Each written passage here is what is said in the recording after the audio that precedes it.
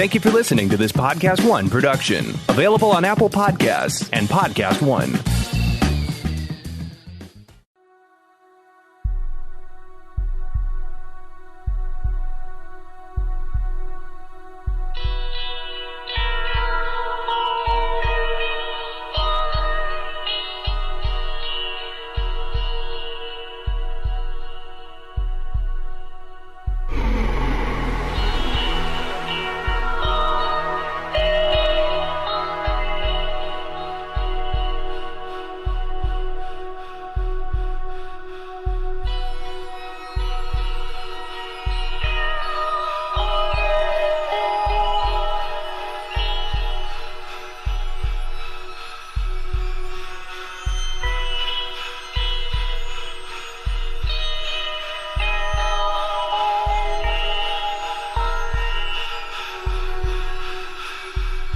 Hello and welcome. You're tuned into the best in paranormal talk radio. This is Beyond the Darkness. It's a supernatural news parish share Saturday here.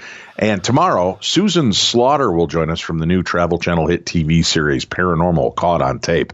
We'll talk about some of the episodes, some of the strange videos. Plus, she's been a part of Ghost Hunters, Ghost Hunters Academy, Ghost Hunters International, and Hipster Haunts. So we'll talk to her about her work in the paranormal field. That'll be tomorrow, right here on Beyond the Darkness. Tim, we've got a lot of weird news to get to today. I think we've got about 11 or 12 stories, and I'm going to just kind of mix it up today. You'll read a story or two. I'll do a couple of para shares, but we want people to call in, share your stories. We miss your voices. Let us know that you're out there. We see how many downloads. We're getting over 125,000 downloads an episode. So give us a call, 651-300-4977. Stop being so shy. Yeah. Just pick up the phone. Yeah. Tell us your story. You have 3 minutes. It's not even like we're asking you to take us to dinner and hold our hands. It's just leave your story. Tell us your tale. I like dinner.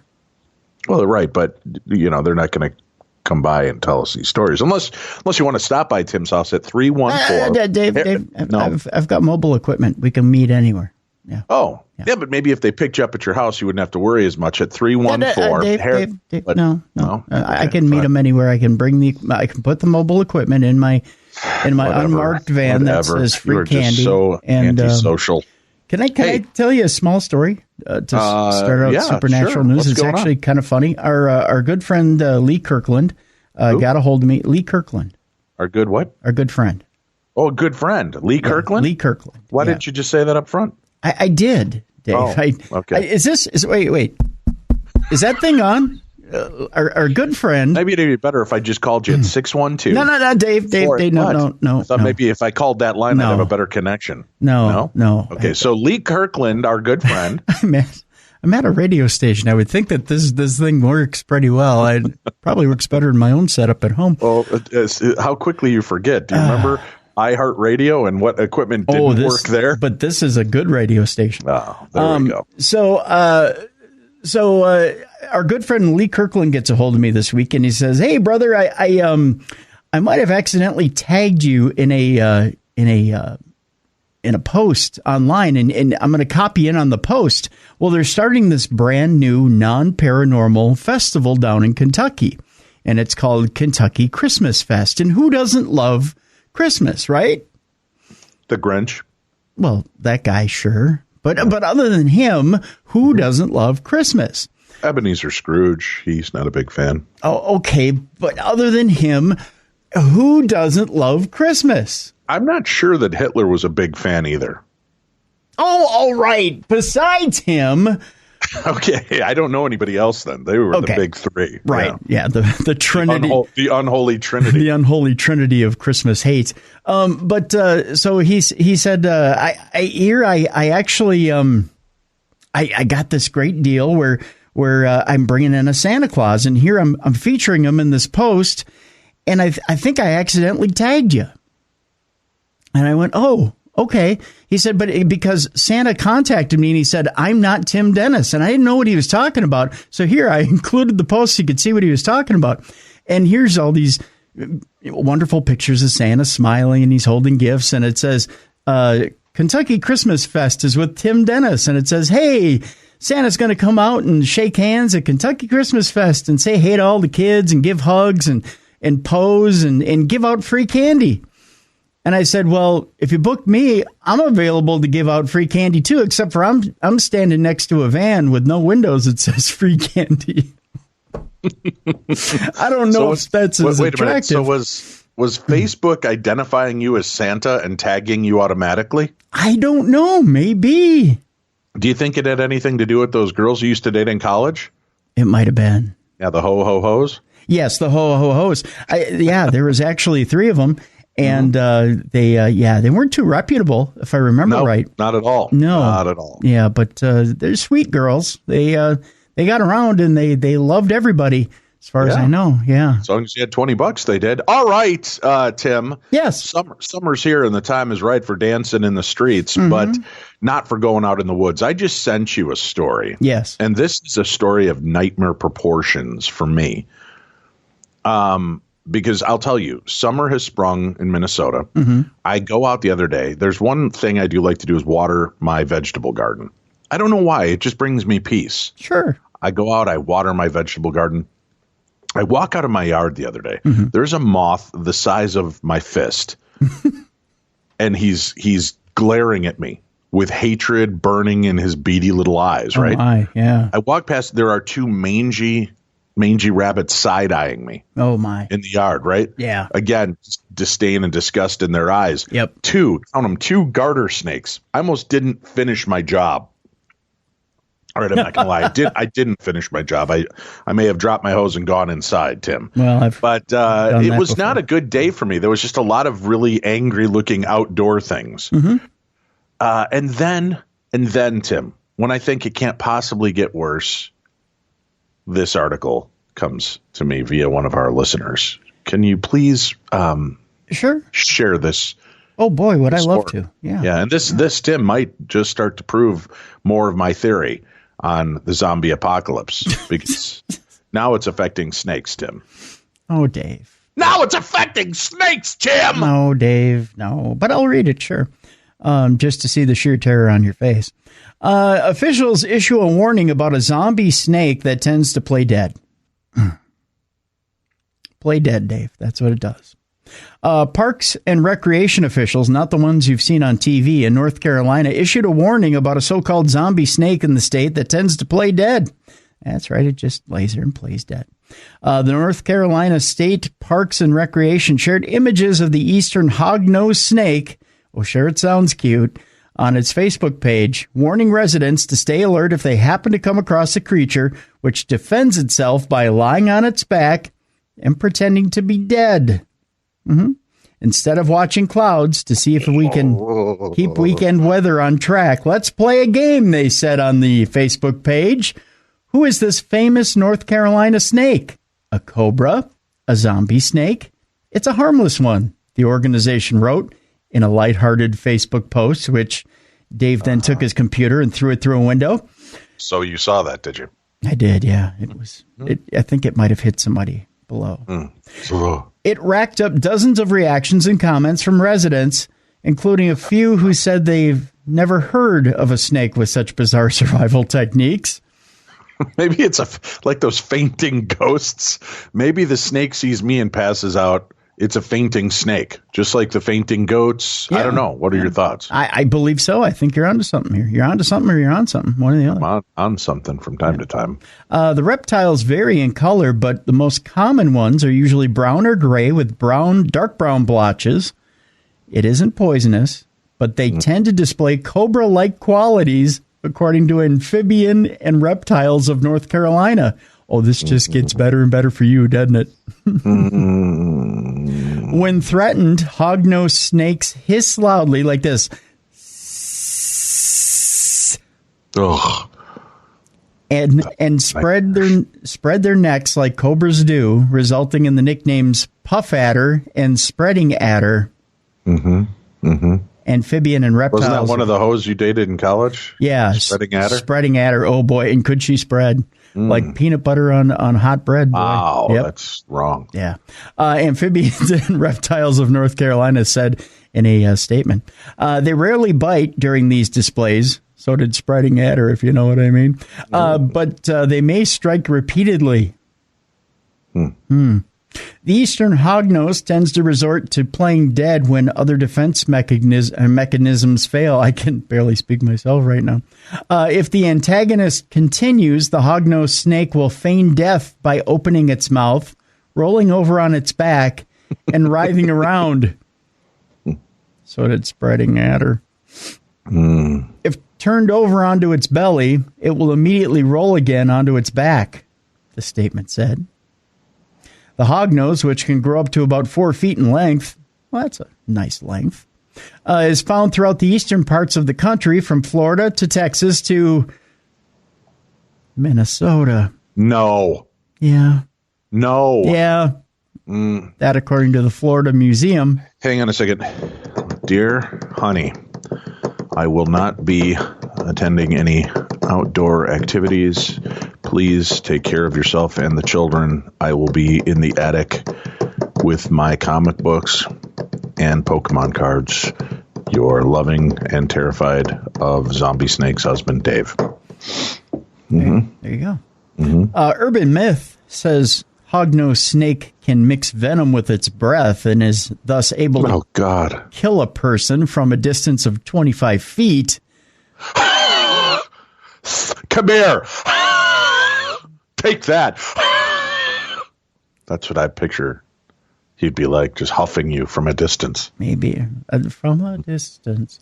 But the museum said that couldn't be further from the truth, Dave. That's not true at all. Okay. In truth, its breath is harmless, except for in the morning when it hasn't brushed its fangs. The museum said that in a statement. So don't worry. It can't huff and puff and blow your life away. That's not possible. Ugh. What a nightmare, dude. Seriously. It's horrible. Yeah. It feigns death. It just lays there. Does it do like the cartoony thing where it like opens its mouth and sticks its tongue out to pretend it's dead? Yes, I believe that's part of it. Yeah. Ugh. It does the whole, and then it has like a little arm that comes out and it goes, oh my. Really? I don't think they have arms, so that would be even more terrifying. They grow one just to I got to worry about halitosis venom and zombie snakes. Ugh. That is a great band name, by the way. Halitosis venom? Yeah. Mm-hmm. All right. Where are we going next? Well, we can stick to the woods if you'd like. That to me, that sounds good. But I guess we're there. Why not just get it done? Get it done, like a shot to the behind. You're like, just get it done. I'll drop my drawers and you can throw the needle in my tuchus and we'll be done. Ghost picture shows a mystery girl staring at kids playing in the haunted woods. Anne-Marie English thinks she's captured ghostly figures peering out from the trees in the Screaming Woods. The Screaming Woods is generally what happens when Dave finds a snake. Actually, that's anything in the woods. Anything to get me to that point. Yeah. A freaked out mom claims to have photographed ghostly figures, eerily watching her children playing in a haunted woods.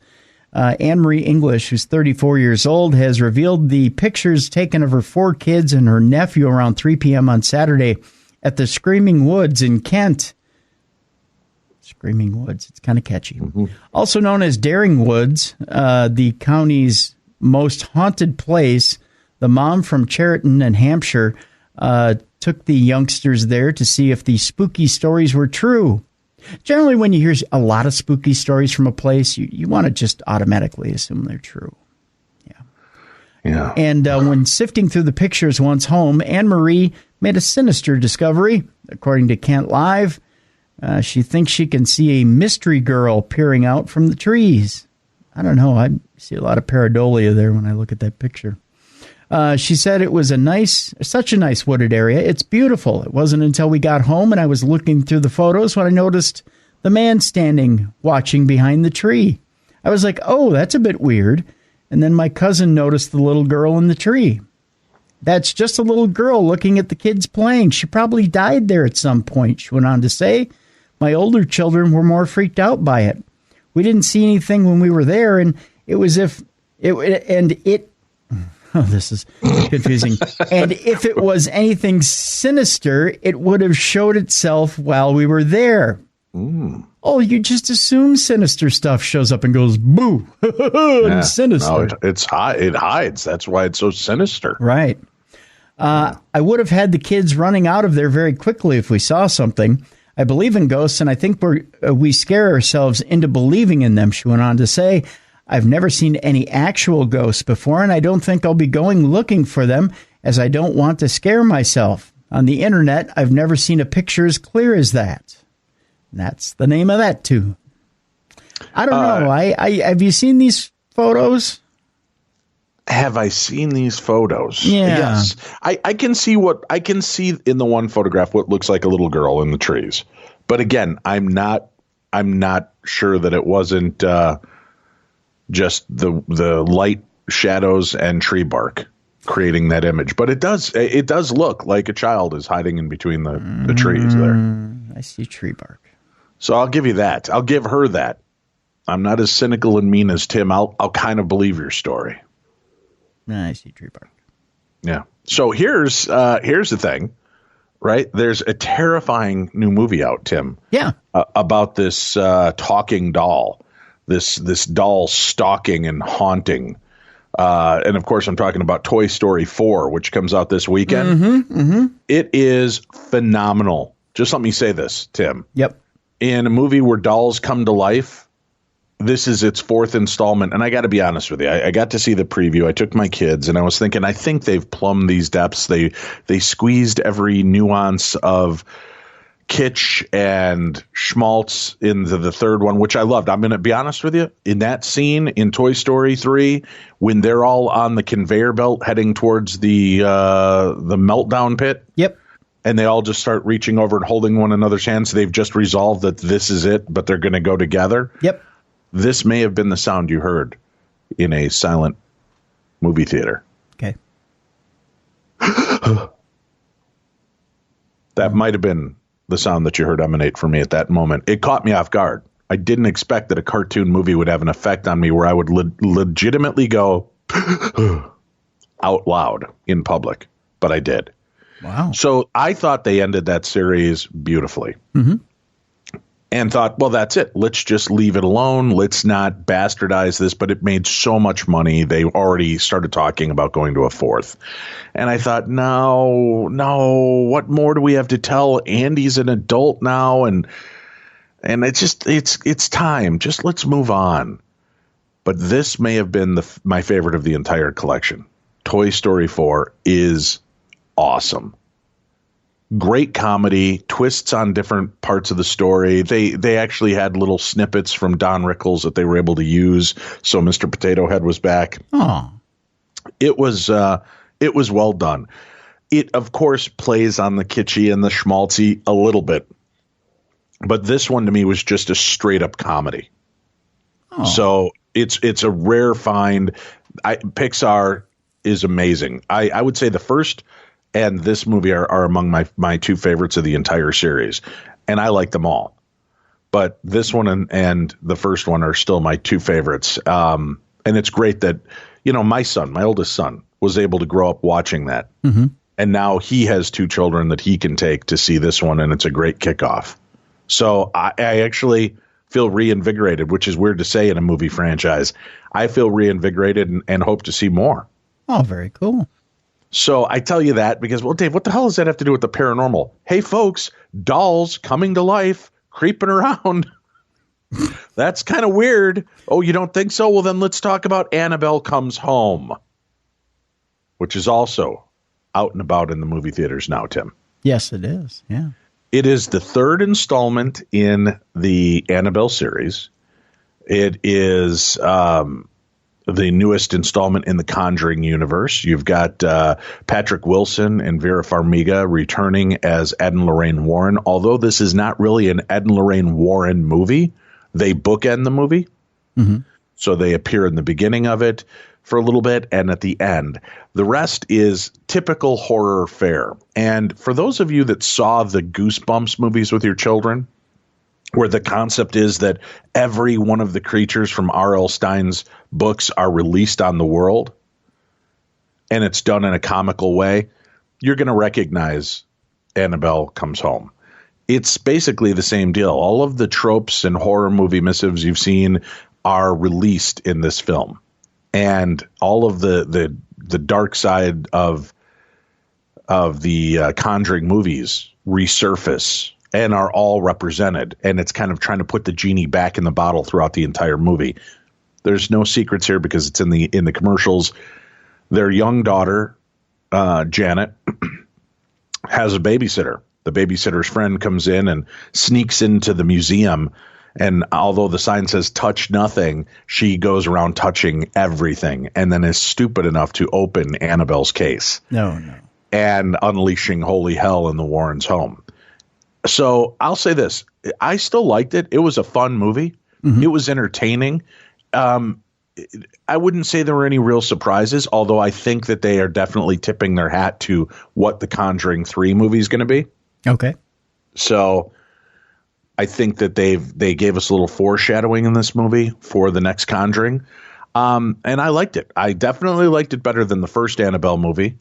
Annabelle 2 was much better, that kind of the beginning, the origin story of Annabelle. Mm-hmm. And this one was just straight up horror. It's not really based on any truth of the Warren stories. It's just taking a lot of liberties, as many people will say all of the movies have. But this is just a straight up horror movie by the people that have been bringing you the Conjuring movies. But it looks good. Or I shouldn't say it looks good. It was good. Out of 5 stars, I'm going to give it a solid 3.5, 3 3/4. All right. And that's only because I felt like they really did just kind of retread the Goosebumps storyline, but made it amped up for adults and really scary. So that's where I'm going to go with that series. I'm looking forward to seeing where they go next with Conjuring 3. And I know that they've got a couple of new character movies they're going to be coming out with. I don't know, was it like the Janky Man or whatever the hell it was from, I can't think of his name, from the Enfield Poltergeist episode movie. Oh, yeah. Yep. Remember that tall, black, kind of janky looking, shadowy, creepy guy? Yeah. Yep. Yeah, he's back. The Nun has got another movie coming out. So, we'll see some of these different spin-offs that continue. And I guess, I know Annabelle appears in the Aquaman movie. Yeah, spoiler James alert, Wan directs the movie, who is involved in the Annabelle and Conjuring universe. And there's a scene where Aquaman and Mira are in their little underwater craft, and as they are kind of driving by at the bottom of the ocean, you see Annabelle sitting there. Mm-hmm. Now, I was told during the movie that Annabelle also appears in the Shazam movie. I'm trying to think of what scene she was in. I guess she's sitting in one of the stores or something. I don't remember it, but I don't either. I'll have to Google that to see. But that's my take. So for this weekend's entertainment, 2 great movies to go see and have some fun with. Both talking dolls. Both can be equally creepy or entertaining, depending on how you look at it. But I'm going to give Toy Story 4 5 out of 5 stars. I'm going to give Annabelle Comes Home 3 3/4 out of 5 stars. All right. Yep. So there you have it. That's my story. What's your story? Give us a call. Tell us your story. 651-300-4977. 651-300-4977. That's the number to call and share your tale. Tim, every car comes with its share of stories as well. That ding in your bumper when you nervously picked up a first date, the luxury package you got after the big promotion, or the mileage you saved by riding your bike all summer. Well, you can't put a price tag on your stories. Now with TrueCar, you can at least find out what your car's worth when it's time to sell it or trade it in. Just go to TrueCar. Simply enter your license plate number and watch how your car's details pop up. Then answer a few questions. Navigation and moonroof? Watch as they bump up your value. High mileage? You already knew that was going to cost you, but now you know how much it dings your wallet, so you can plan ahead. Once you've finished, you'll get a true cash offer sent in just minutes, which you can take to a local certified dealer to cash out or trade in. So when you're ready to experience a better way to sell or trade in your car, check out TrueCar today. True cash offers are not available in all areas. Hey, folks, remember that not only do you get to hear the best in paranormal talk radio here with Beyond the Darkness every Saturday and Sunday, you can join Tim and I every Tuesday for True Crime Tuesday, a look at some of the most unusual and bizarre crimes, plus some laugh-along moments when we talk dumb crimes, stupid criminals. This coming Tuesday, Ron Goldman's sister will be joining us as we talk about the murder story of O.J. Simpson, Ron Goldman, and Nicole Brown Simpson. This is a unique story, a unique perspective from the sister of Ron Goldman. We hope that you'll tune in to check that out. And let me ask you to do us a favor. If you enjoy programming like this, help support these programs. You can do that by subscribing. Go subscribe right now to True Crime Tuesday. It's $5 a month. That $5 a month gives you access to every brand new episode, 4 to 5 a month, plus access to over 2 years, I should say, of past episodes. How many episodes in total are we at now for True Crime Tuesday, Tim? Trying to remember. I think 115 is what we're at. 115 shows, averaging between 90 minutes to 2 hours long. That's almost around 300 hours of true crime entertainment for $5 a month. And again, by supporting us, it allows us to keep it commercial free. It is allowing us to create the new app, which we will have out within the next month. We've ponied up the money. We've got the developer going. Our iPhone app will be available soon, so you'll be able to access us on your iPhone a little bit easier. But it helps us to maintain all of these points and keep commercials down on this show, commercials out of our true crime podcast. So please subscribe to the show, support us for this show and that show by subscribing to True Crime Tuesday. And you can do that very easily by going to Patreon and looking up True Crime Tuesday, or just go to darknessradio.com and click on the True Crime Tuesday banner, and you'll find information there on how you can subscribe. So please help support this show, help support the efforts that we put forth every week to entertain you for only $5 a month. That's all we ask. Tim, where shall we go next in the world of supernatural news? Well, an unusual story, Dave, in that, there was a lot of controversy, even a Netflix movie that had to do with the death of Kurt Cobain. And a lot of people seem to think that Courtney Love had something to do with it. But there's a news story out there right now saying that that Courtney Love is saying that Kurt Cobain's ghost has visited her. And she's saying it herself. The whole singer answered questions from Marilyn Manson, Lana Del Rey, and more. The queen of grunge is I think that might be self-professed. Courtney Love recently answered 20 questions from notable names that spanned from singer Lana Del Rey and designer Tom Ford. The Interview magazine feature dives to some interesting questions, including a predictable Marilyn Manson asking about her most memorable sexual experience. Depending on what side of the fence you fall on, you might want to know that or not. Spoiler alert, she didn't actually answer that question. Thank you, God. Along with taking on good-humored questions from friends, Love also revealed a chilling paranormal experience. I don't know if you know this or not, Dave, but Courtney Love was a stripper here in town at one time. No. Where at? King of Diamonds? No, that's too classy of a joint for her. I think she was. It was probably at the Polka Barn. I think it was over in Minnetonka, over at the Pain Reliever. I think over in St. Paul. Yeah, they probably had her behind glass so she wouldn't bite the patrons.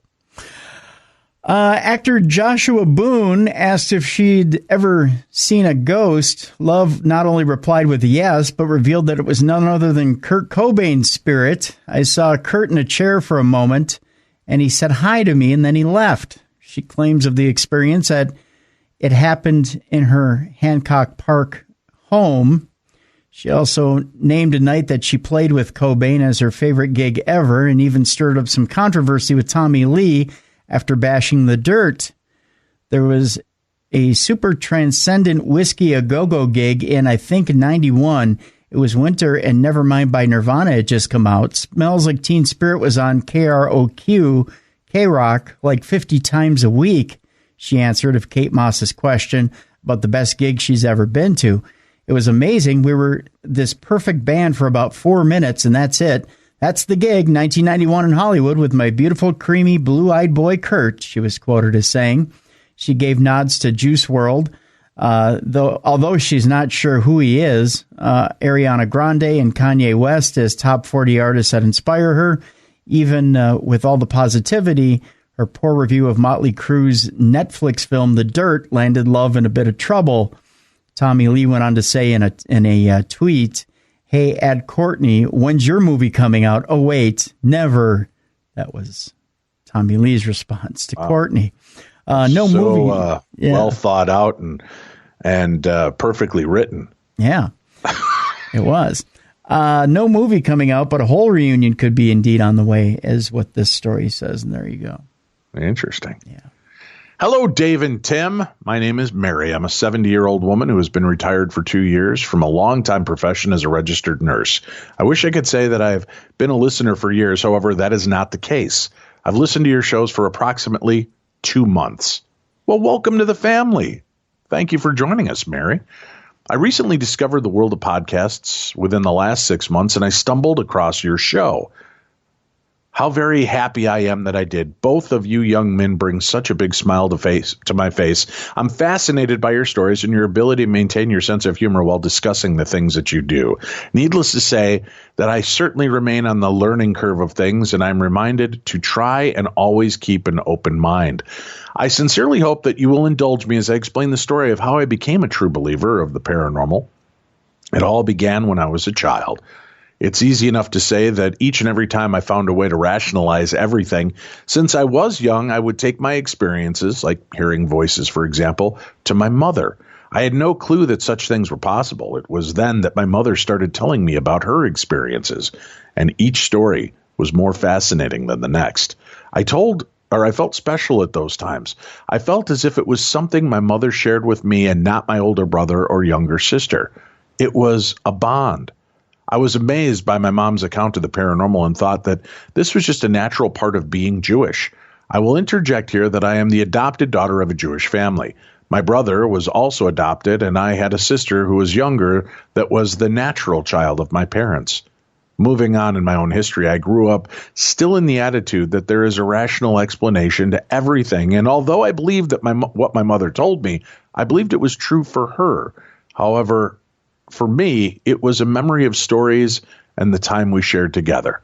Little did I know that something was about to change my mind and my heart. Fast forwarding in time, the experience took place in 1984. I was an adult nursing student with 1 quarter away from graduating. I attended a private Christian college, and it is enough to say that although Christian, my parents took in stride and were very supportive of me. I was in my early 30s, and I was determined I would achieve what I always felt was my calling. The quarter I was in focused on pediatric nursing. We had study classes with tests, and we had clinical experiences as well. Because there was pediatric hospital in our city, this is where all clinical experiences took place.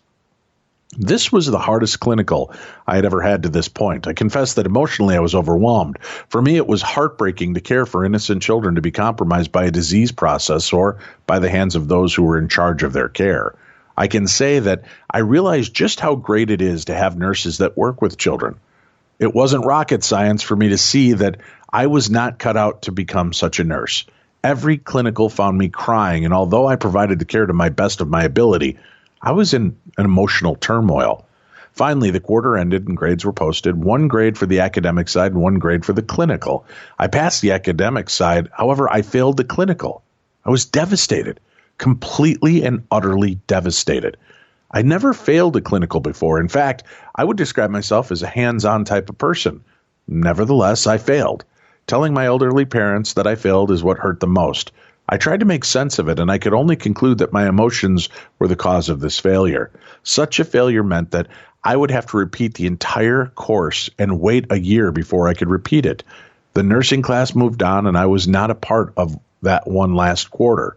Luckily for me, I did not have to share this news with my parents in person. They, like so many Jewish elderly, were in Florida. Every year they spent the winter in Florida and stayed away from the harsh winters in Ohio. It took about a week before I could try and move on with my life. I had several part-time jobs while a student and was still there. I was married at the time, and that helped me stay focused. My parents said not to cry anymore and it would be okay. So, defeated as I was, I moved on. Then one night I was awakened by the sound of my mother's voice. It was exactly like the voices I had experienced from my childhood years. The voice, however, was my mother, and she was whispering right in my ear. It was as if she were right there. She said, "Mary, come down here." I awoke and initially thought it was just a dream. Being an expert by this point of rationalizing, I concluded that perhaps my recent upheaval and failure had me a bit on edge. I proceeded to fall back asleep. I don't know how long it was I slept. However, once again, I heard my mother whispering in my ear, "Mary, come down here." This continued at least 5 or 6 times. I ended up not being able to fall back asleep. It was at that moment that I woke up my husband and told him that my mom was calling me and I had to go to Florida. It was surprising that he didn't argue at this point, as much as the fact that we barely had enough funds to support ourselves, and it would be money we did not have to even buy the plane tickets. I was determined to find a way. Later in the day, I contacted a friend and told her my story. She loaned me the money to go to Florida, and I was on a plane to Miami the following morning. I contacted my dad to let him know I was coming. It was then that I learned my mother had been in the hospital for the previous 5 days in a coma. Shock was all I could feel. I boarded the plane and my dad was there to greet me. He then told me that neither my brother nor sister knew about Mom. He did not want any of us to know what was going on. In other words, he was carrying this burden all on his own. When he asked me what made me come down, I told him I heard Mom telling me to come. He wasn't surprised as much as he just commented something to the effect that Mom and I always believed in that mumbo-jumbo stuff. We drove to the hospital in silence. Once at the hospital, I looked at my mother and was horrified. Her face was completely red and her neck was so swollen it was almost the size of her head. It was too red. We stayed there for about an hour and then Dad suggested we leave to get some dinner. I could not help but think, what had brought me down here? Was I supposed to witness the death of my mother? Was this her last wish? Again, very briefly, I must interject that for years while growing up, my mother and I did not see eye to eye. Some of it was just the teen factor. You know, that time as a parent, you could swear that some alien spaceship abducted your child and left you with a duplicate child that turned into a monster. The other part was my mother's controlling nature. She had dominated my life, and in some respects, the results were terrible. Still, however, it was the past, and I obviously came out on the positive side of things. So here I am with my dad. We had a nice dinner, and our dialogue was not focused on the state of affairs of my mother.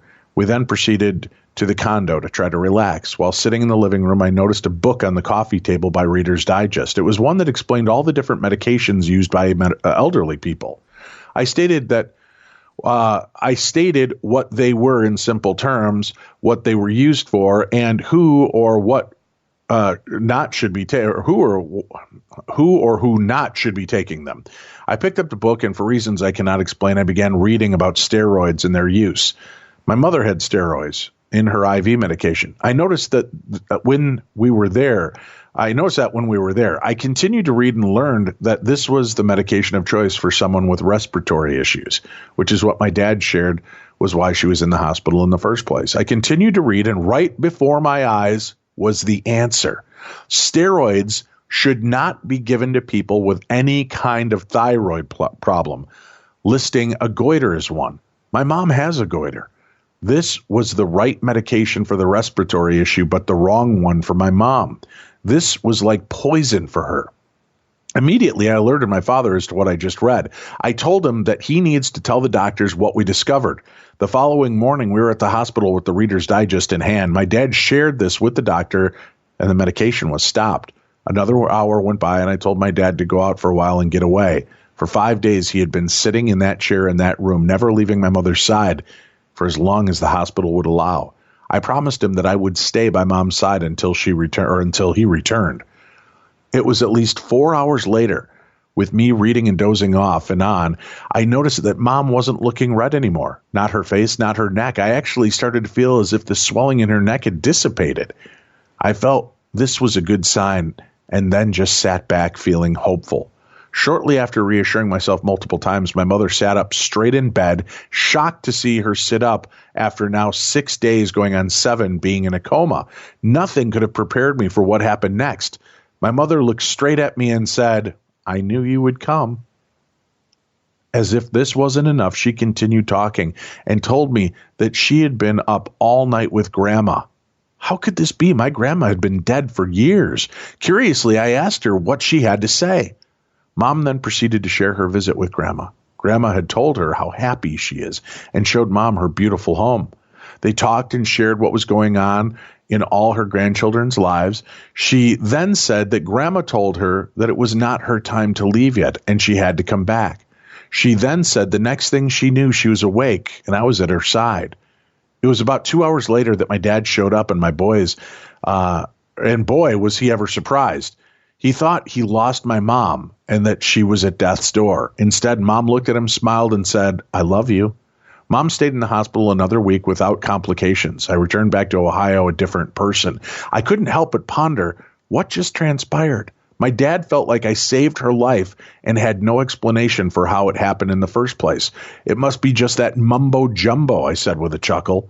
Nothing was ever mentioned by either my mom or dad after that. It was something that could not be explained or rationalized. It was not her time, as simple as that. My parents returned home and I spent the summer with my mother in between working my part-time jobs. It was glorious. She lived to see me graduate the following year.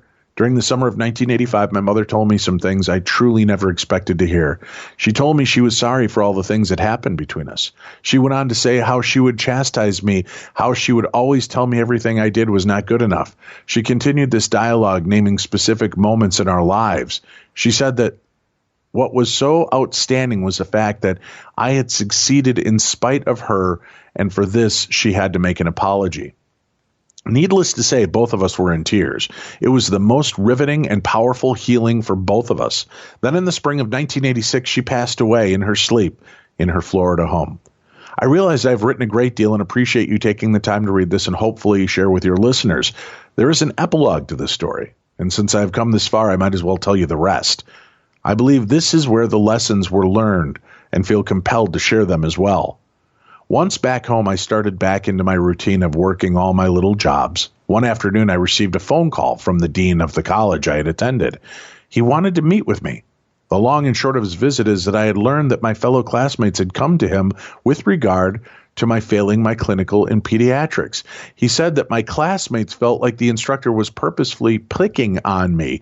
He also shared that the instructor had previous complaints about her from 3 students before me who had failed their clinical. He wanted to know if I would file a complaint. Not knowing at that moment what to do, I couldn't help but inquire as to what the reason this instructor gave for failing me. He told me the following.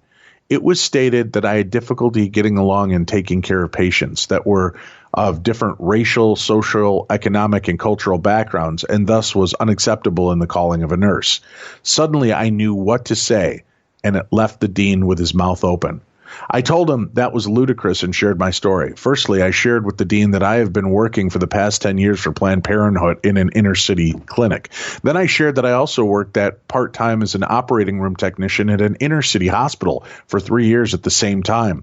Then, as if this wasn't enough, I told him that for the past 8 years I've been married to an Afro-American man from Chapel Hill, North Carolina. And lastly, I shared with him that I am a grown adult Jewish woman attending a private Christian college. It was then that I said I would be happy to make a formal complaint. This resulted in the instructor resigning her position and never, well, at least at this school, will be able to do this to another student. Even so, look what a simple twist of fate did. Had I not failed that clinical, I would not gone to Florida and my mother might have died. If ever there was a time to say all things happen for a reason, then this sure is an example. I used to cringe when I would hear such a thing since it brought me no comfort at all. I think about it differently these days.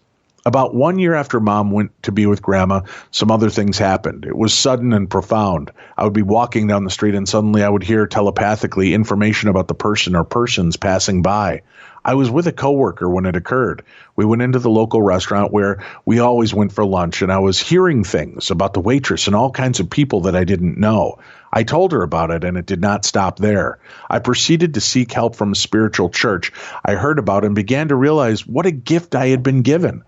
I felt better as I learned more about spiritualism and how to cooperate with the gifts. This turned into years of giving messages to people and helping where a kind word or message provided comfort. I've never done it for money since it was, by all accounts, a gift from my mom in order for me to be the best nurse I could possibly be.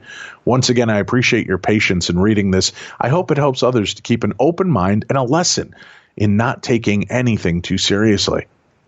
Life is wonderful, however brief it may be. If things make one a better person, then I can only conclude it is worth living for. Thank you all for all that you both do.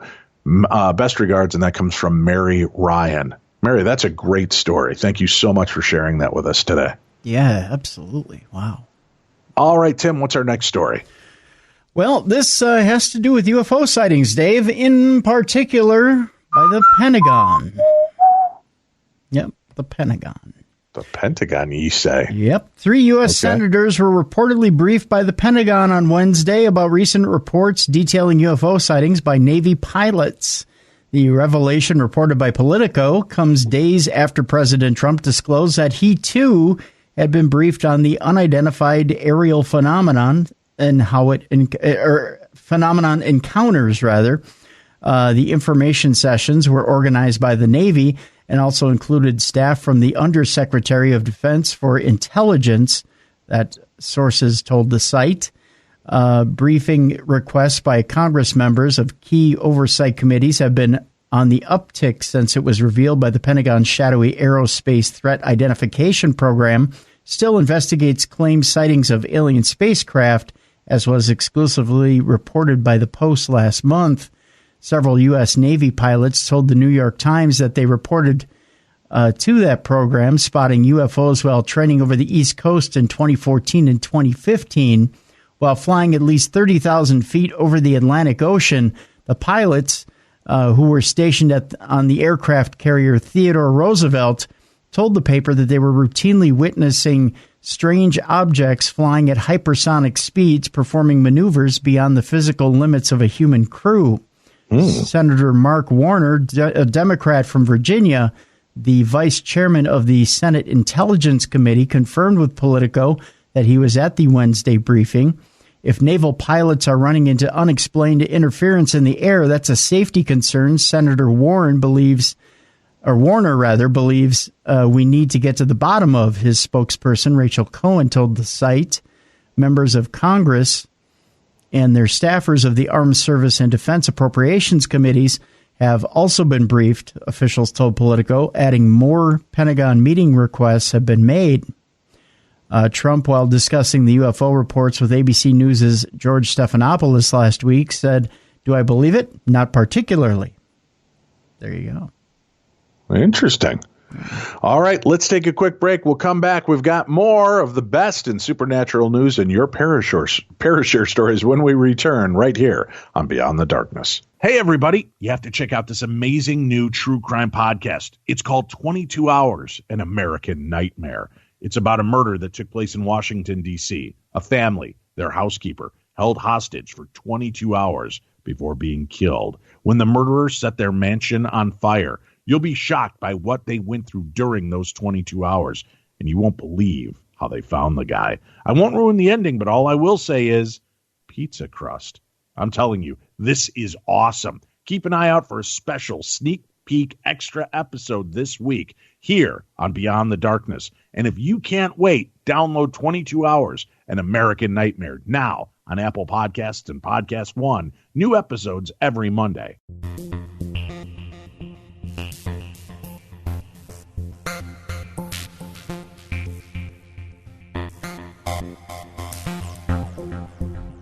Beyond the Darkness.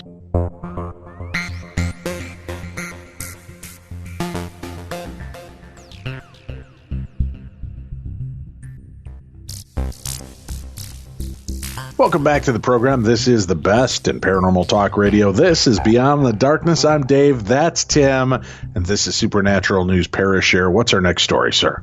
Well, we're going to Mars, Dave, where an odd flash was photographed on Mars. Those kinky aliens, I'm sure. Wait a minute. First of all, the moon flashed us 2 weeks ago. Now Mars is flashing us? Yeah, the universe has got some sort of weird thing going on right now. They need counseling, Dave. I guess so. Yep. NASA's Curiosity rover, it's probably aptly named, recently photographing a puzzling anomaly in the form of an odd flash seemingly floating above the surface of the red planet. The weird image was taken this past Sunday and released by the space agency on Thursday. The appearance of the oddity was apparently rather brief, as it did not, aren't they all, as it did not show up in images taken in the seconds before and after the photograph was snapped. As to the nature of the weird anomaly, well, NASA suggested that it could have been a reflection or some kind of camera interference. That hasn't stopped some UFO enthusiasts from theorizing that perhaps the oddity has some kind of alien origin. A similar situation occurred back in April of 2014 when another enigmatic flash was photographed on Mars, sparking ET speculation and forcing the space agency to issue their best scientific explanation for how it could have occurred. So that's it? That's all they have to share with us? Yeah, it's just a quick flash. Hey, you got flashed by Mars or something over here? Yep. Yeah, that's it, huh? Quick flash from Mars, and that's it. Well, good on them. Yeah. Hi, Dave and Tim. I'm a huge fan. I mean, literally obsessed and always scared while listening. Let me tell you about my most recent dream. It contains aliens, and I'm thinking I've been picked up and abducted in my dreams. Side note, I love paranormal podcasts and love listening to people's perspective about the unknown, but I've been pretty safe in my personal life with experiencing them. Thank God. So I had a dream that I was working at the Walmart. I've never worked at Walmart, so that was random. But in my dream, I was like a lead cashier, not a manager, but someone that was a sub-manager or leader. I was told by a cashier I had a phone call waiting for me and that it was the reptilians wanting to exclusively talk to me because they knew I was into the paranormal and I would know how to help them with their plan on disclosing their existence to humans. I was terrified. They said that a craft would hover shortly outside of this particular Walmart, and they would come inside and give further instructions. But in the meantime, I was to call a meeting of all the staff and disclose to them first who the reptilians are, to not be afraid of them, and when customers see them, how to coax their fears. I had to get someone to help me on the store's intercom because I didn't know how it worked. Again, never worked at Walmart. And I very anxiously asked all associates to come to the break room for an emergency meeting. I don't remember leading the meeting, but I remember walking around the store being so anxious and nervous to see what they actually looked like. In my real life, I work as a grocery delivery person where I shop on an app and deliver, or where people shop on an app and deliver their groceries. This was incorporated into the dream because the aliens placed an order for groceries and no one wanted to take it. I reluctantly took it and found out that they were vegan and had special requested items that were not in our language. Okay, so I'm wandering around the store full of angst. I see in the break room how employees were looking up and had a frightened look on my face, so I knew the reptilians were there. I walked in, and to my surprise, they were very human-like, so I immediately became not as frightened. There were two women and a very, very, very tall man, like 14 feet tall. One woman was blonde and had eyes. It looked like she had these fake colored contacts in. The other woman was more ethnic looking, as if she were biracial. The blonde woman knew who I was and thanked me for being brave. We discussed their grocery order, and she said she knew she would have to translate those words into English for me, and it wasn't a problem. She went on to say that they needed a group of people to board their craft and to come with them. At this point, I automatically knew I was one of them since I had been so heavily involved in all of this. We got on the craft, and I remember having to put a seatbelt on because we weren't used to the gravity changes. Y'all, I felt the sensation of going really fast, and it felt so real. I sat next to the blonde woman, and she said that they would have to have us come on board because we were actually taken as hostages, but nothing would happen. They were going back and forth with the government, and they needed actual bodies to prove their point, almost like a threatening way.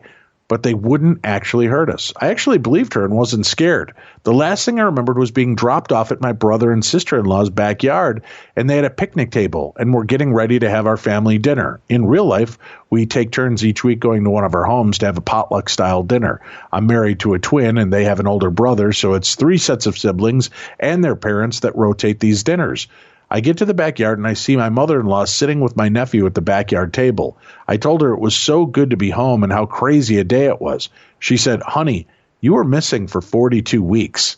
I started bawling my eyes out, knowing I had family worried about me for almost a year, and my time with the reptilians lasted for what seemed like just a day. I woke up shortly after that. What the hell? What did I dream? What did it mean? Have I listened to so many podcasts that I actually grabbed the attention of aliens?" And actually, I took a mini break from the alien podcast realm and have been listening to you guys, so aliens were not on my mind. Hopefully, you can give some advice or feel like for a second you went into an alternate universe, because I'm slightly convinced I did. Please look at my Instagram at Carrie Hill to see that I'm not a crazy person and I'm an average young woman who had a crazy paranormal dream. All my best, Carrie. Well, Carrie, I would like to tell you, you are not crazy. But I can't. After hearing your dream, you're nuts. You're bonkers. Cuckoo. No, I don't know. It sounds like you slipped into an alternate reality. An alternate reality where you're a Walmart lead cashier. And the part that bothers you is that you were abducted by aliens. I think that might have been the upside of your life in that reality. Sorry, is that cruel, Tim? Was that too much? No, not at all.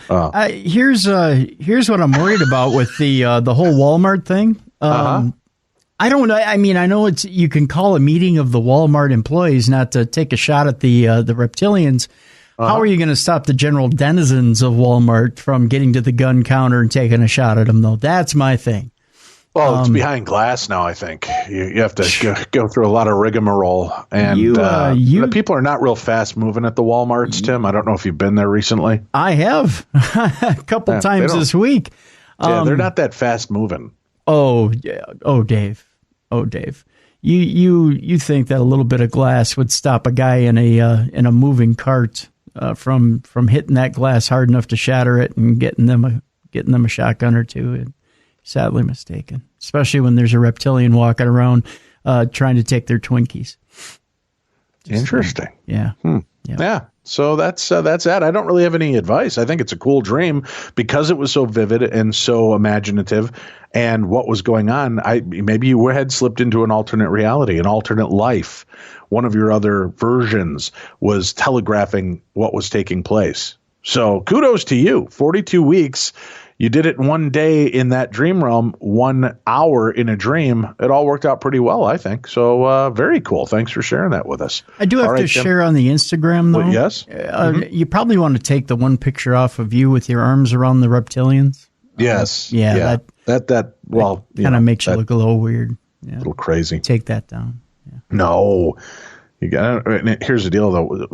When, Tim, has Instagram ever proven that you're not nuts? That's true, yeah.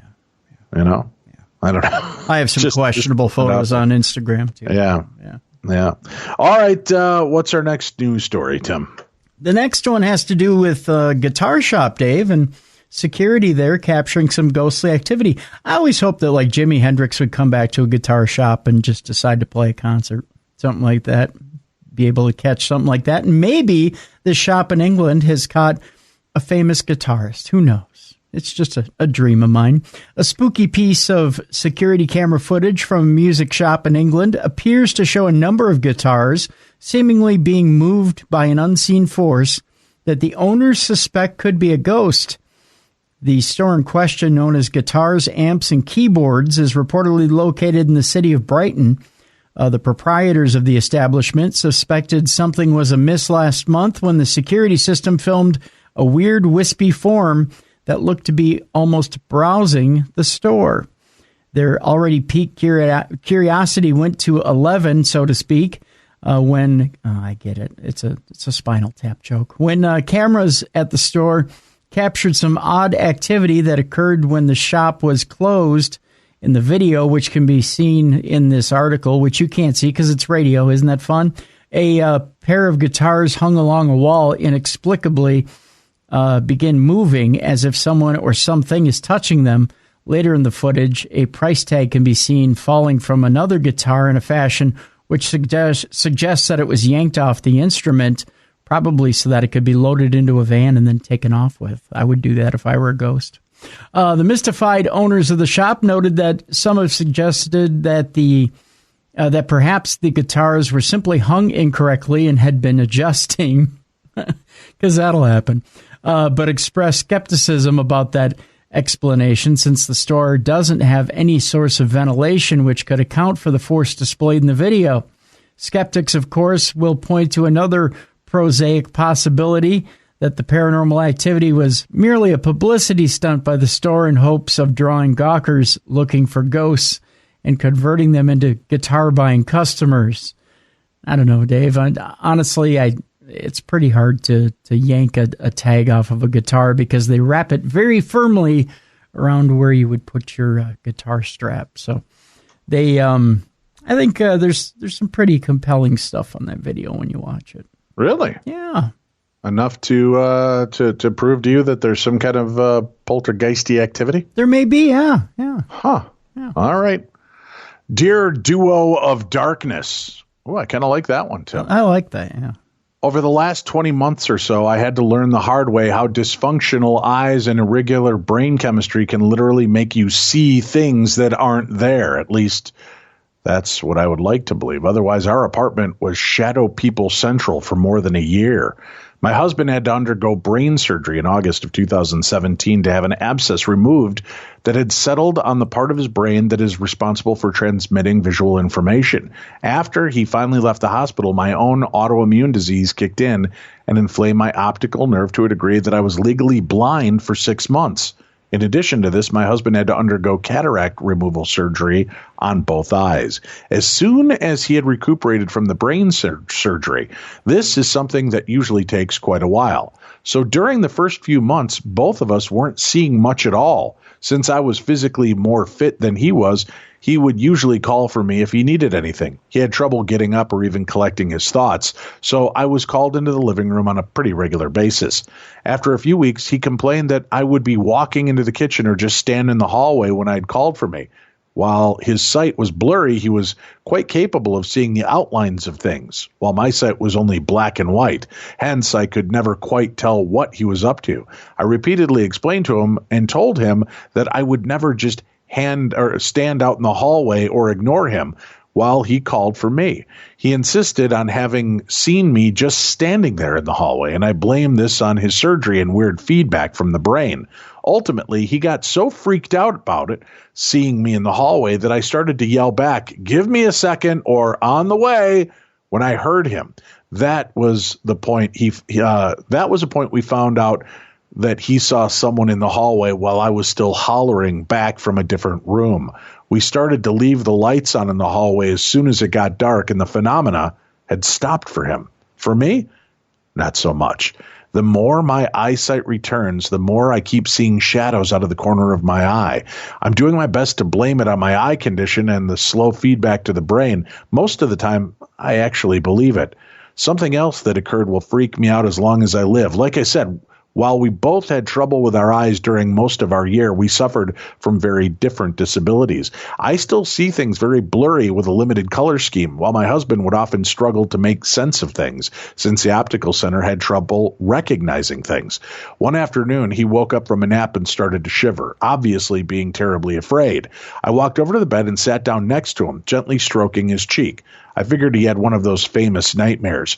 Instead, he withdrew from my hand and asked me, "Who are these people?" I assured him that there was nobody else in the room, but he didn't believe me. He kept saying in a panicky voice that there were strangers in the room, that there were people behind me.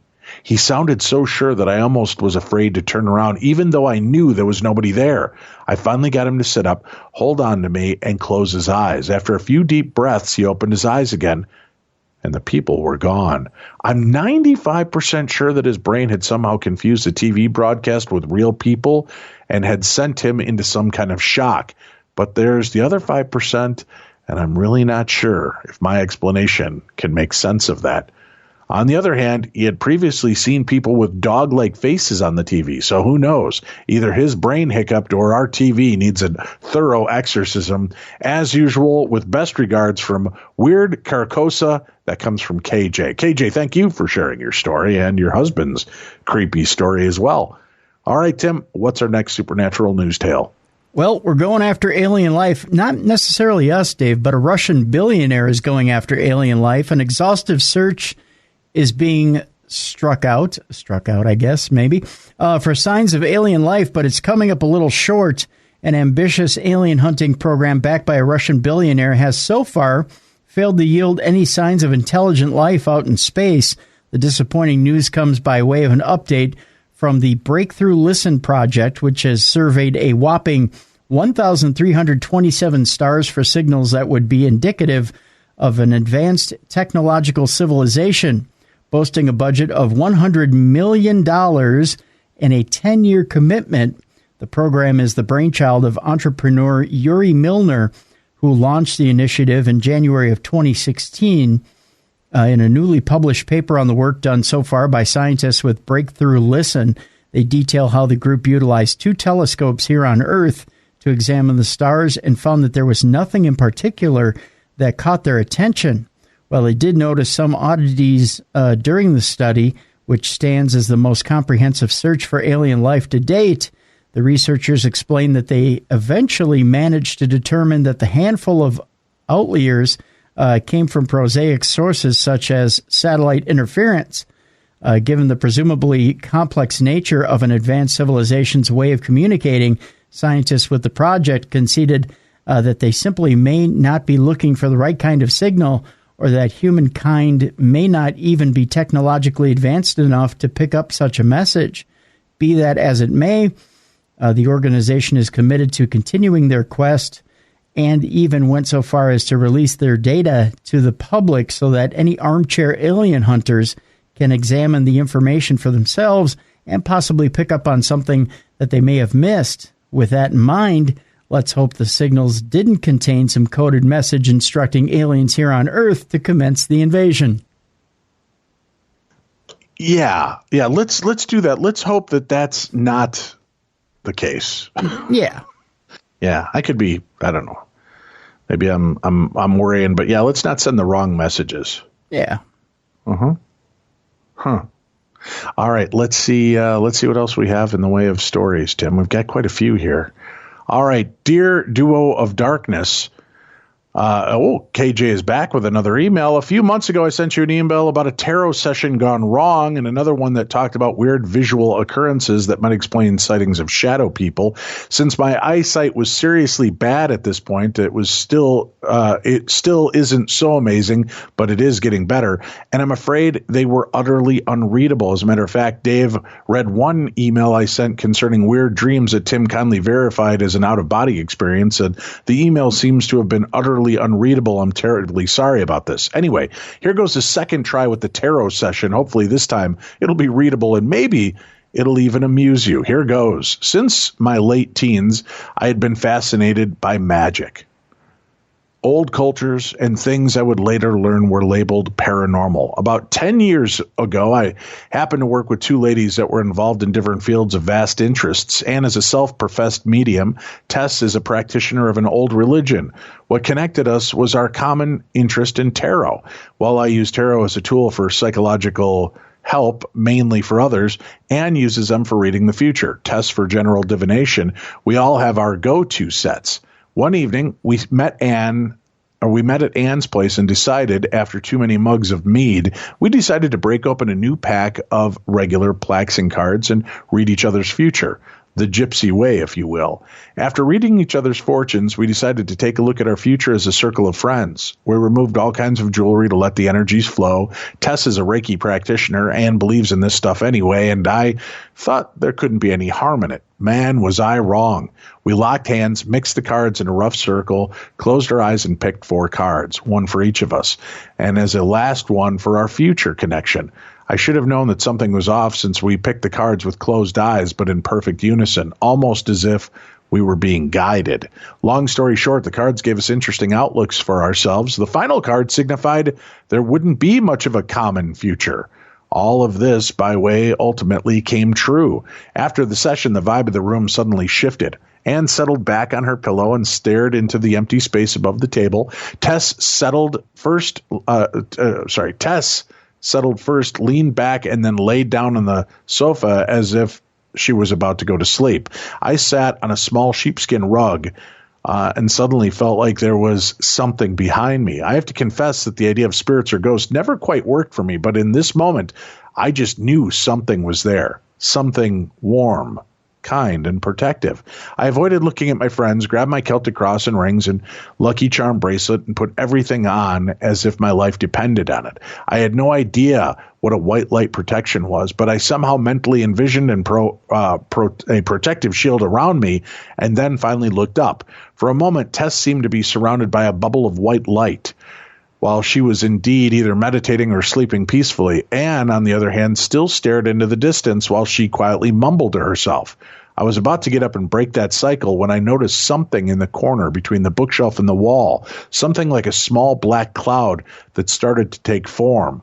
Not that I was familiar with, having always been drawn to the dark side of things. I was about to draw Anne's attention to it, since it was rather close to her, when she turned to me instead. Her eyes were utterly dark. Her pupils had extended to a point where I couldn't see her eye color anymore.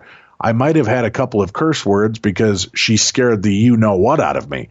Tess woke up from my unkind and not-so-quiet reaction, and Anne slowly shook her head and returned to her regular self. We packed our things and got the hell out of Dodge, leaving it to Anne to clean up the spiritual mess in her apartment. A few days later, I was able to take both lassies separately talk to both lassies separately, and will never forget what they told me after I described what I believed to have witnessed. Tess told me that she had seen a woman behind me, clear as daylight. She described every detail, including the fact that her hands were on my shoulder. During the experience, I had the feeling of almost being hugged from behind, so having hands on my shoulders made perfect sense. She also happened to describe a dear deceased friend that she had never met that I rarely talk about. There were also no pictures of said friend in my flat. She also talked about having seen a gentleman in the doorway to the living room we had settled in, again describing someone very familiar to me. Anne verified having seen the same apparition in her mind's eye, since she had never truly turned around to face the door, but later verified the person independently from each other and several years apart. The lesson learned from that night: tarot can work like a Ouija board. If you let the cards create the rules, doing a combined session should be done with the same amount of protection as required for a Ouija or similar sessions.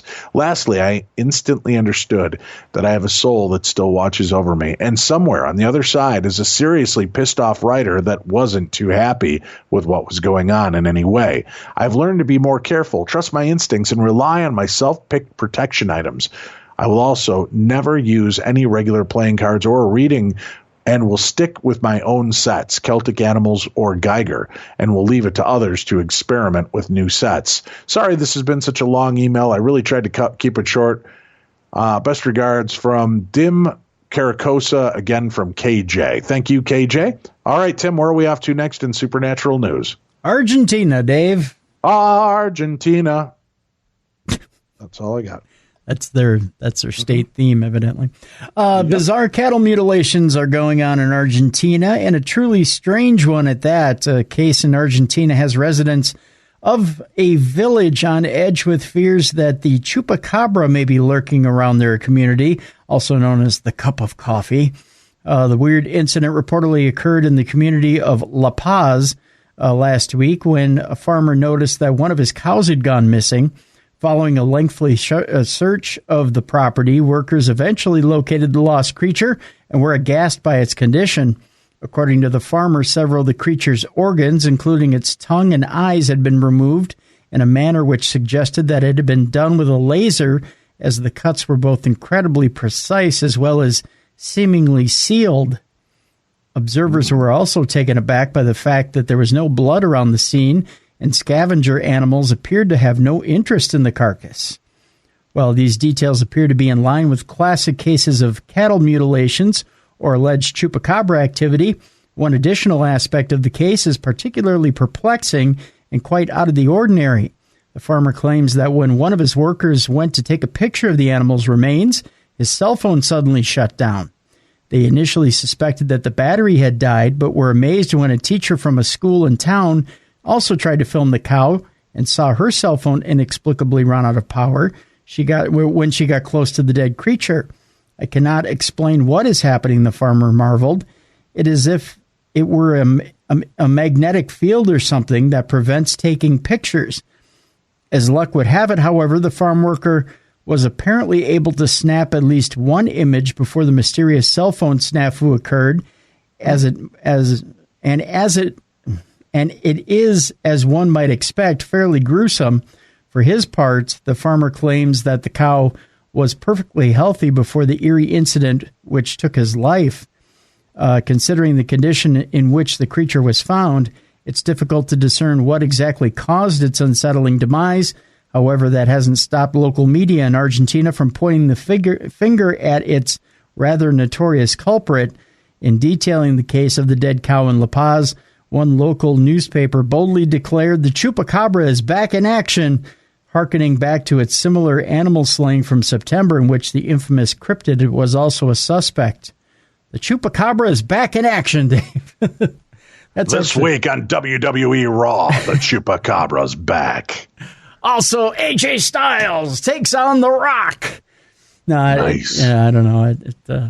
It's some bizarre cattle mutilations there in Argentina.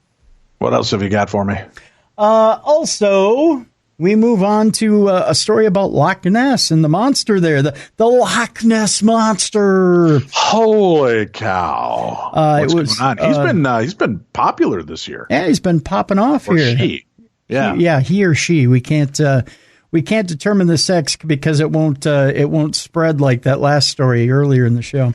It won't gender identify for us. Yes, it won't gender identify. The Loch Ness Monster was filmed by a holiday couple, or a couple on holiday, so to speak, and she's definitely, it says she here. Well, they're identifying it. She's definitely black and a fair size, much like my old car in college. Gloria and Ian Davison's sighting is the 7th so far this year, Dave, and we're only in June. And according to Nessie expert Gary Campbell, it's credible. Credible. A husband and wife on holiday in the Highlands have had a monster surprise, and that one would be Nessie. Gloria and Ian Davison saw a dark creature with a head and neck as they drove alongside Loch Ness on Tuesday. It was the 7th sighting of the Loch Ness Monster this year. The stunned couple stopped their car by Urquhart Bay and watched the creature for a minute before it disappeared beneath the water. 57-year-old stunned Gloria from Corbridge in Northumberland, there we go, who retired from a career in medical sales, said, "We have been to Loch Ness many times, but never seen the monster before. But I always like to look at the loch. I can't imagine how many pairs of eyes are on that loch at one time, but I've spent periods looking at the water because you never know. But at around 1:30 p.m., after I had just had lunch, my husband was driving and I was in the passenger seat gazing out at the loch. Then I suddenly saw something and I said to Ian, 'There's something down there.' He turned around and we got out of the car and there it was. We were very excited. It was about 300 meters away and definitely black. It seemed to have a head and a neck. I could definitely see its back and it was a fair size. It disappeared after a minute beneath the water. I'd hoped there was something Nessie in the loch. You always want to believe in something. All I can say is that we saw something we cannot explain, but it was animate, and it was definitely not a seal." 53-year-old Gloria and Ian, a construction consultant, now have had their glimpse of Nessie accepted by the official Loch Ness Monster Sightings Register. "This is our 7th sighting of the year, and these are all very credible sightings," said Gary Campbell, recorder of the register. "It is clearly Loch Ness and clearly unexplained. In terms of Nessie videos, it's also very clear, and we still don't know what it is. It all adds to the mystery. But do these latest sightings explain the Loch Ness mystery is the question. No, they go on to add. Do they add weight to the evidence that there is something happening that is unexplained? Yes, they also said. The first sighting in 2019 of Nessie on January 24th was the earliest for 18 years. The last previous sighting was recorded by a Mr. Pycock, at 4 p.m. on May 27th. He and his son reported seeing something that at first looked like water breaking over a rock or log causing waves, also in Urquhart Bay area, but it lasted about 2 minutes before the disturbance disappeared and the water was calm again. The latest sighting comes as the professor leading a major scientific study of Loch Ness has suggested that Nessie might just be real. Professor Neil Gemmell of the University of Otago, New Zealand, and his team have been taking water samples from the loch from 3 different depths of their research vessel, Deep Scan. The scientists collected DNA left by all creatures from their skin, scales, feathers, fur, and feces. The DNA samples were then sent to labs in New Zealand, Australia, Denmark, and France to be analyzed. Professor Gemmell, an expert in genomics, ecology, population, conservation, and evolutionary biology, said the data was tested against most of the main theories about the Loch Ness Monster. While full details of the study were yet to be released, Professor Gemmell said one of the theories might be correct. Is there anything deeply mysterious? Depends on what you believe, he said. If there's anything startling, there are a few things that are a bit surprising. What we'll have achieved is what we set out to do, which is document the biodiversity of Loch Ness in June 2018 in some level of detail. We've tested each one of the main monster hypotheses, and 3 of them we can probably say aren't right, and one of them might be.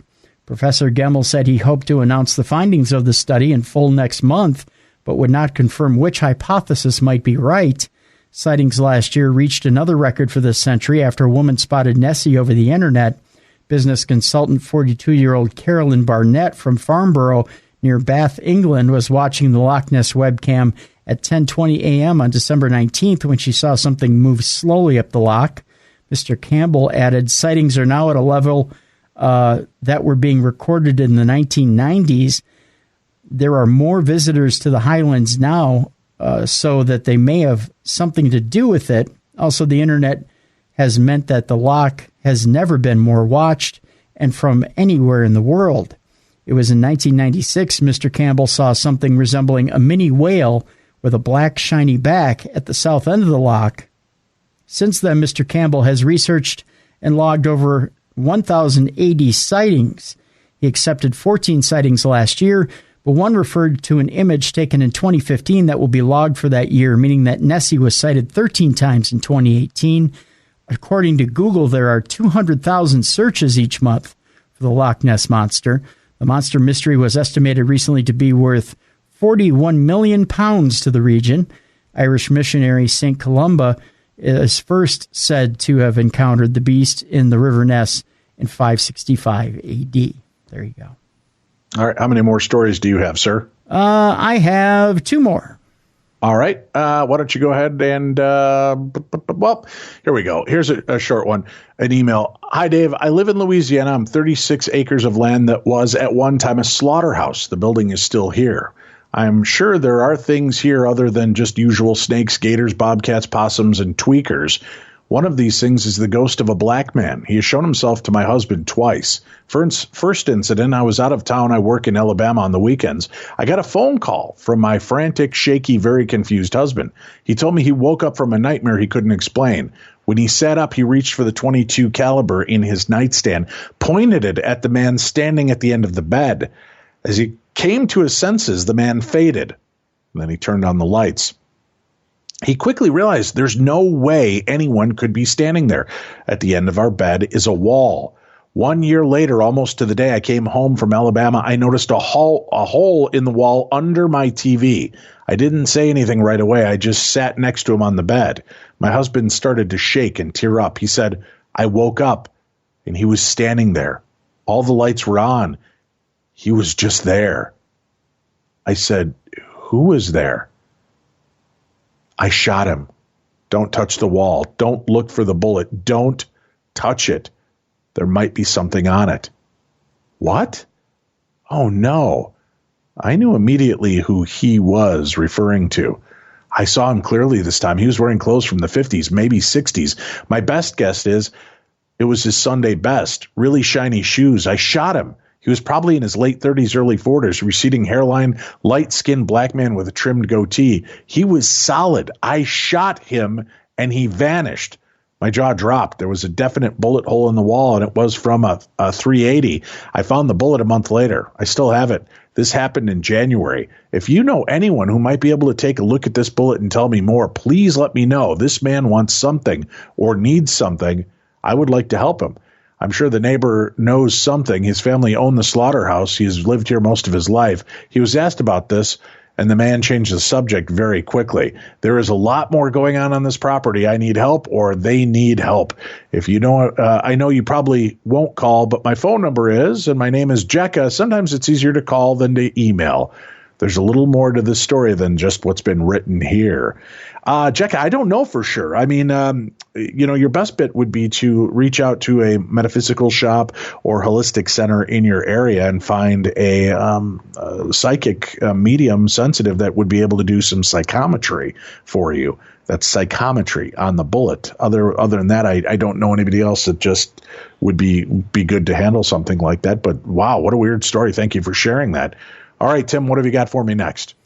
Well, let's talk about something that you reviewed earlier. Annabelle Comes Home. Actually, one of the stars of that movie, McKenna Grace, has detailed some real-life paranormal activity on the set. Official shooting for the next movie in the Conjuring universe, Annabelle Comes Home, is wrapped up, and actually the movie is out now. But the eerie tales cast members experienced on set keep coming to light. Star of the upcoming movie, McKenna Grace, has opened up about the strange and haunting experiences she encountered while shooting Annabelle Comes Home. From moving pianos to unexplained power loss in a production trailer and uncontrollable nosebleeds, these are the stories that 12-year-old star Grace dishes out on experiences that she claims have no explanations. She says, I've done about 3 scared scenes so far, and I haven't been too scared in those. But I do have a scary story. On one of the first days, I came and looked at the house that they built on set. We were doing our rehearsal, and my nose was pouring blood all of a sudden. The lights were off because they had to reset something, and I was like, there's blood. And then as soon as I stepped outside to go to the restroom to get a tissue, it stopped. It was creepy. But then we had the set blessing, so everything is good now. That is somewhat creepy, but a little skepticism. Maybe Grace was a little bit ill that day. Perhaps she might have had breakfast or lunch, which didn't seem to agree with her. There's a host of reasons why that may have happened, but are we honestly meant to believe everything suddenly became all right after the set was blessed? This is what the article goes on to say, although those may seem like a little bit of reach too. An alien abduction on the set of Annabelle Comes Home is what the title of the next experience is. According to Grace, she was or might have been abducted by aliens. Yes, you heard that correctly, aliens. We're not sure which aliens because she wasn't specific, so we can't know if they were War of the Worlds type aliens, Battle of Los Angeles aliens, alien aliens, Independence Day aliens, Dark Skies aliens, or, well, you get the point. Here's exactly what Grace acknowledged happened while working on the set of Annabelle Comes Home. She said, I woke up one morning and I had this weird small cut near my hairline on my forehead. It was in the shape of a triangle, she said. I was really freaked out and I got really scared because Gary Dauberman, the director, had told me I was abducted by aliens, and I started researching. I literally thought I'd got abducted by aliens. What's even more is while Grace was narrating her set abduction experience, she said a car passed her and had a picture of an alien on it. A coincidence? The writer of the story says, I think not, or maybe, just maybe, Grace isn't really Grace anymore. If you've seen Us by Jordan Peele, you would know what they mean. Yikes. Also, Annabelle Comes Home photos and a broken rosary is part of the next part of her tale. She says, according to production notes from Annabelle Comes Home, Grace brought a new instant camera to set to document her experiences and get pictures with stars the likes of Patrick Wilson, Vera Farmiga, and possibly James Wan when he did make the rare appearance. Grace also took photos of the set itself, and one thing stood out. Whenever she would try to capture an image of Annabelle, the doll, it always came out black. I brought my camera and I took photos of everyone, And when I would take photos of Annabelle, every time it would come out black. I took a photo of her with 2 different cameras, and both times it came out black. Every other photo was fine. I thought it maybe was the camera reflecting the case, but I took the photos of her outside the case. Okay, so that's actually disconcerting. No irony there. Grace, however, doesn't mention whether she finally got a photo of Annabelle, this according to the author of the article. Quick question, though. Did this happen before or after the set was blessed? Maybe the lack of a set blessing caused Annabelle to obscure the photos. In the case of the rosary, Grace was gifted a rosary to wear on set. While wearing it one day, the crucifix on the necklace simply fell off and dropped to the floor. She says, I was wearing it and all of a sudden it just broke. I'd been wearing it all day and nothing happened. It just broke. It was the strangest experience. There's that. And then other experiences include Grace dishing out on more of her creepy experiences here, such as the safety test run of a scene when a glass case fell over right where she was standing. Also, a witch bottle Grace received as a gift after wrap started heating up out of nowhere. This caused the wax to melt off and burn her hand. A journalist had his own experience with the Annabelle Comes Home set. When the journalist visited the set, his watch went haywire, with it changing time, speeding up and jumping ahead hours at a time. But when he put it on the next day, the time was accurate and everything was back to normal. Personally, I don't know if I believe in ghosts or not. I'm torn because there are logical explanations, but there are also things that cannot be explained, Grace continued. While it's easy to be skeptical about such things, the young actress is right. Some things can be explained and others cannot. Whether that is because of Annabelle is yet to be seen. One other important thing to note is that the actress is 12 years old. However, it doesn't mean her experiences should be discounted. It is not rare within Hollywood to have cast members detail their experiences working on a movie set months or weeks before its release. This is a very usual occurrence and done in a bid to garner more hype or anticipation. We can't know if this is the case with Grace, but one thing's for sure, they're all very entertaining stories. Weird stuff. Yeah, there's been, I think, reports on almost every one of the Conjuring sets. Even Vera Farmiga has chimed in with strange encounters, strange things that she's actually seen and witnessed while filming the series. Very cool. All right, our final news story is here, Tim. Where are we going? Going to Kansas City, Dave. Kansas City. Dun, dun, dun, dun, dun, dun, dun, dun, dun, dun. It's more Kansas City, here I come, but I don't think that. I think that's the British deal again. Yeah, I guess that's your version, I guess. Yeah. Flying objects in particular, Dave. Flying objects over Kansas City are leaving locals suspecting aliens. Maybe aliens love barbecue, Dave. Maybe that's the deal. Maybe they love the Kansas City barbecue. There's a question about that? I don't think there is. No. Obviously. What are they, animals? Or they're looking for. Yeah, I think it's the perfect storm here, Dave. They find themselves a nice bovine. They go and they go and gut that thing, and then they go and get them some of that Kansas City barbecue sauce, and they throw it on there and have themselves a good old picnic. Mm-hmm. They found the right place. What's going on? Well, flying objects over Kansas City on Thursday night sparked the interest of locals for a while, had stumped people into looking for answers.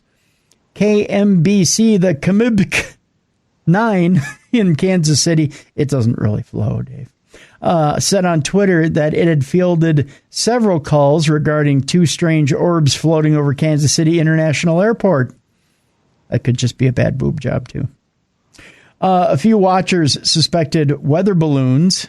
The National Weather Service in Kansas City was deadpan in its response to that notion. They went on to Twitter and said this: "We honestly have no explanation for the floating objects over Kansas City."